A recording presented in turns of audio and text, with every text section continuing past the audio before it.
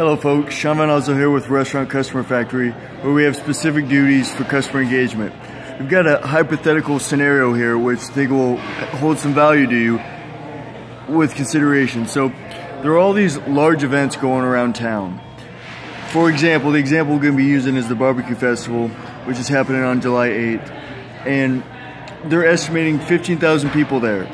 So as a local business, these events come and they ask for sponsorship. Now, when I'm trying to assess the return on whether it's even valuable to do the sponsorship, what we've done here is we've run a few calculations. So if excuse me. So an average booth is about $300, and what we're looking at is the long time value to the restaurant or to the business for coming into one of these events. So with an estimated audience of 15,000 people, let's say only 5% of those people even come to your booth or say anything. They have any interaction with your booth. The idea that we want to stipulate is if you do one of these booths is to have an entry point to a customer database, whether it's an email newsletter, a text newsletter, push notifications, they download your app. There's some way to get them added to one of your media channels where you don't have to rent the audience and you can communicate with them further. So it's this big grab at a large group of people to add them to your database for communication down the road.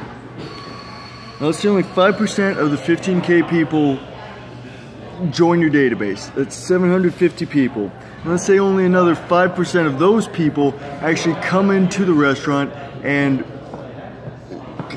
exchange with you, become a patron of your restaurant. That's 37.5 people. With a conservative average check size of $8, you're coming up to a return of $300 for the first time they come in. Now there's a sense of what the return for the restaurant is, and you can contrast that with what they're asking for a booth space or for a mention in the publication or anything you have. You can then contrast it with what the organization is asking for to plug your restaurant.